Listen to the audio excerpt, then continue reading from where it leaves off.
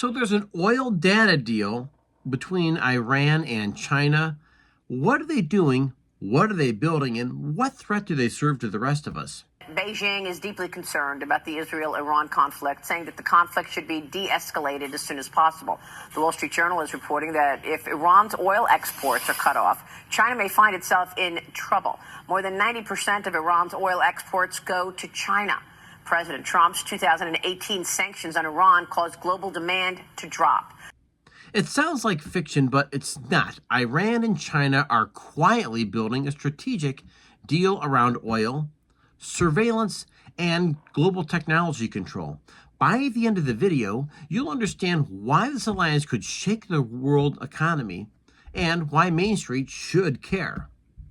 All that we're asking you for is a like and a subscribe. Help me feed the squirrels.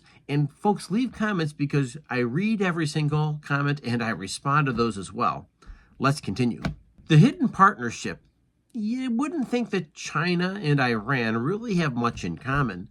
As a matter of fact, if you look at the two countries, the hidden partnership is very real. The fact is that oil for technology, that's kind of what's going on here. That China does have technology and they're trying to build up their technology industry and share it with other parts of the world. And they're always looking for a market. And it just so happens Iran is that market. But Iran has something to give in return. And we know that Iran is under sanctions from not just the United States. Much of the civilized world does not want to deal with Iran. And while we would love to deal with the population of Iran that is 40 and under because they want a different type of Iran, right now it's the old guard that's calling the shots. And the old guard wants to deal oil with somebody, anybody, and China is that player who's willfully entering into these relations. The fact is that AI and telecom integration is real. It's happening, and it's happening right before our eyes. Directly from the president, and I quote, "Based on the fact that there's a substantial chance of negotiations that may or may not take place with Iran in the near future, I will make my decision whether or not to go within the next 2 weeks." What's even more scary about this relationship, both sides have something to gain. Iran gets to sell their oil to somebody, to anybody who will buy it. And China is constantly looking for some kind of a cheaper source of oil. But behind the curtain, we get to see what Iran is really doing to its people. And the fact is that this technology is not using to build up their country. Instead, that technology is being used to suppress its people. And that's something that's diabolical. It's something that's not good for the Iranian people.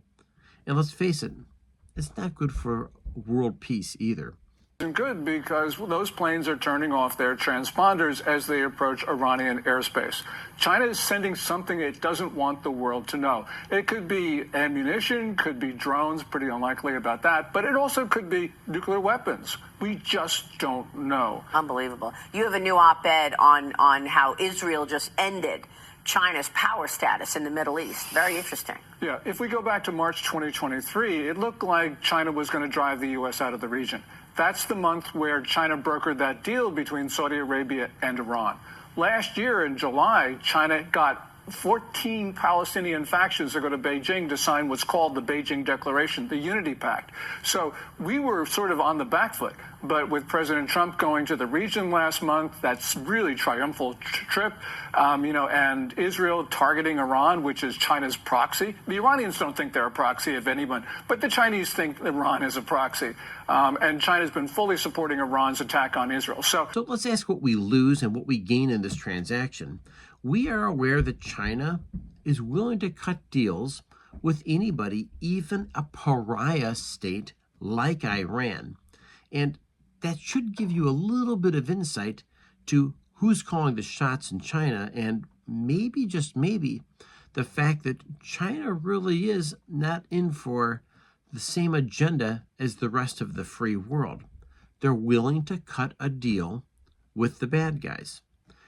And likewise, we know that Iran is looking for somebody, anybody to do business with, and desperate people do desperate things. The U.S., though, is the only nation globally with the possession of a bomb that could reach Iran's nuclear enrichment site, Fordo, which is built deep into the mountainside. Fox News has been told that the White House has no doubt that bunker busters, as they are called, could do the job. A White House official says no options, including a tactical nuke, have been taken off the table. And you must ask yourself the question, is China really helping out with Iran's nuclear program as well? Are they supplying advanced technologies to Iran? And Iran really sees a bigger opportunity to, dare I say, shake up the Middle East and Israel for that matter. Those are things to take into consideration because the bottom line is there are cyber risks coming out of Iran. There is insecurity for world peace. And let's face it, folks, when there is uncertainty, it's bad for all of us. So when oil and surveillance come together, freedom tends to shrink. That's just how it is. And the fact is that China is being a bad player here, and Iran, if they continue with their nuclear program, if Iran continues to suppress its people, well, it's a regime that eventually falls. And we're going to see this happen sooner than later in Iran because this need for people to feel expressed, the need for people to feel part of the world economy, it's very real, and you can't suppress your people forever. Hey, thanks for being part of the Economic Report. I want to remind you folks that the biggest battle we're fighting every single day is the one between our ears, over our thoughts, our actions, and our attitudes. And this channel, once again, is the bridge between mainstream media and the street because we present what goes on in the lives of everyday people just like us on Main Street. Thanks for being part of the Economic Report.